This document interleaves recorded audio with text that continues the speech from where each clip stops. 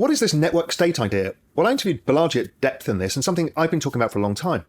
You see, in a digital world, well, in a physical world, we have proximity of neighborhoods and people around us. But as the world becomes more digital, our communities have changed from the physical community to more so our digital community. And that's where we share our lives with like-minded people on the internet.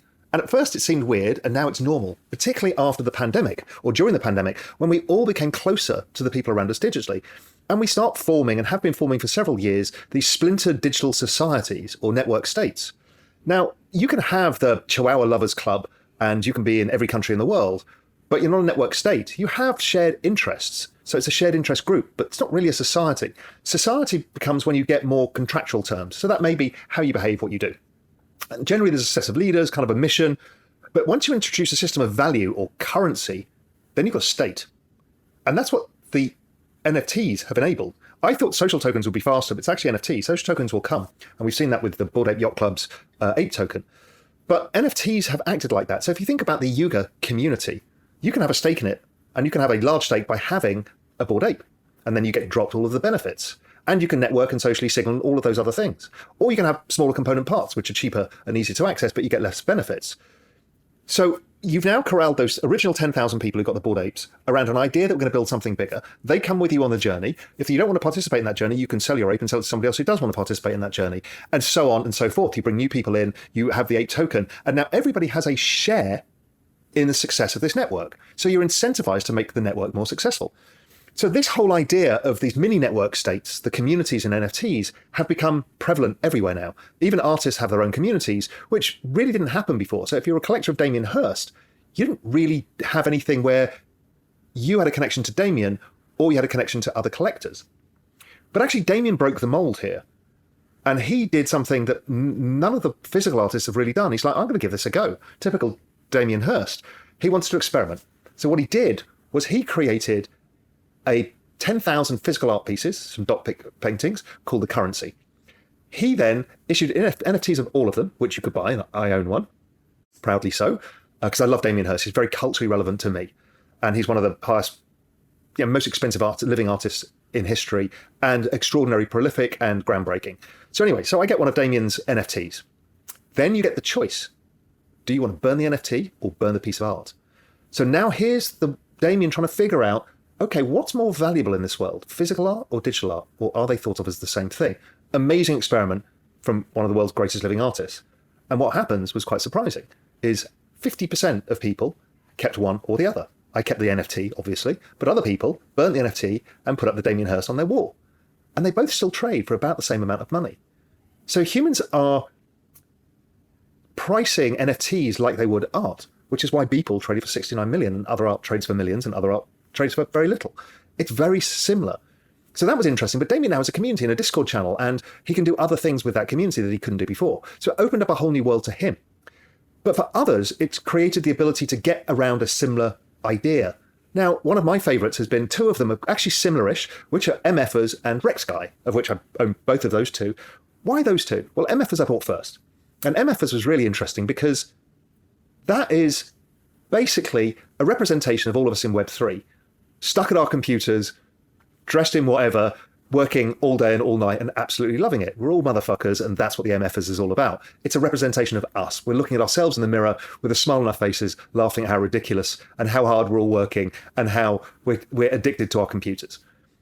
That really resonated with many people, and I think everyone saw themselves in it. Rec Guy came exactly at the right moment from OSF, good friend of mine.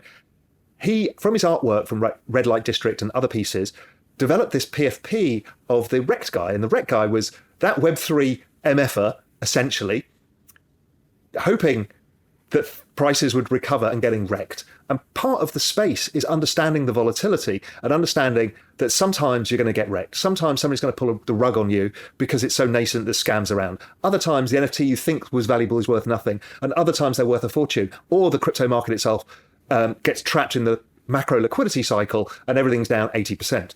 That's being wrecked. And Rec Guy represents that. And again, it's the humour, the gallows humour of, we get what this space is about. It's different. We're different people, and we kind of deal with it. And I love that. It's culturally relevant. And what's happened is, they've held events around the world. They've got no roadmap. He's not trying to create Yuga. He's just saying, listen, we're all in this together. Let's have some fun with it. And I love it. And that really resonated with me. So there's a lot of these different types of communities, and they're really, really interesting. We've seen crypto dick butts as well, which is A, one of the funniest of all, and B, it's the irreverency as well, the fun, right? There's so little fun in the world right now. And Web3 is fun. It's based on fun and irreverency and laughing at ourselves, celebrating when everything goes wrong, celebrating when it goes right. We're all in this together. We're all going to make it. And the way that people say GM to each other is not ridiculous. It's a reflection of the bitter wars of Bitcoiners versus Ethereum people and how seriously people took the space. But this injected something different in. It injected a sense of community. And the community is not, oh, I'm a Bored Ape and you're a punk. It's like, we're all welcome together. We're all going to make it.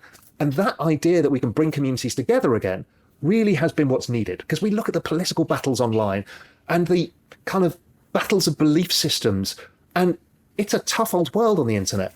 And Web3 just goes, fuck all of that. We're all humans. We're all ridiculously flawed. We're all trying to do groundbreaking stuff, have some fun. Some of us succeed, some of us will fail. And I think that's amazing.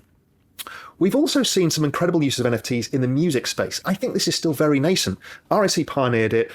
People like Jack Spallone and a bunch of others, Cooper, a whole bunch of people have pioneered this. Is not yet taken off, but I think it's coming. And I think it's going to be really, really important because what is music? Right now, it's a digital file and it's endless in supply. So why would you not make it an NFT and make it limited in supply?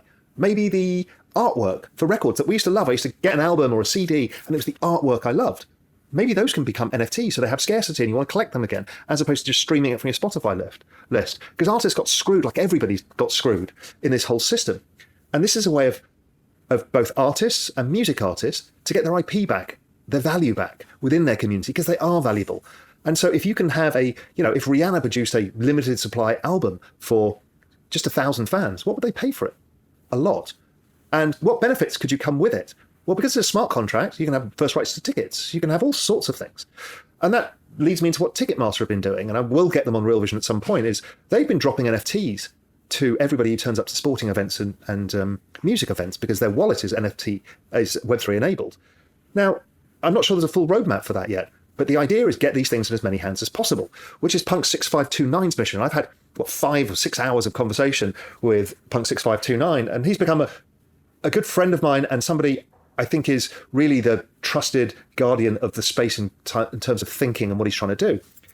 He's thinking, well, listen, everything has been centralized, and here's a chance when we go into the metaverse and this digital rendition of the world that we live in, that we can reinvent this relationship that we have with our own communities, assets, IP, and culture, the memes.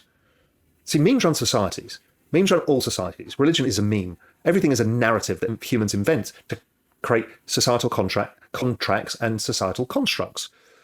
So his idea is, well, let's seize the means of production. What he means by that is let's get as many people into the space as possible where we physically own digital assets. And that means that we can coalesce and create platforms that are better aligned with our own needs as opposed to the needs of a giant corporation. So if you think about Facebook, Google, and others, they captured the lion's share of all of the revenue of a space where we got used by advertising. And it's only going to get worse as we get into a more digital world, as we start heading into the metaverse, where we start to have a more visual representation of the digital lives we live in, as opposed to streaming text on Twitter or whatever it may be.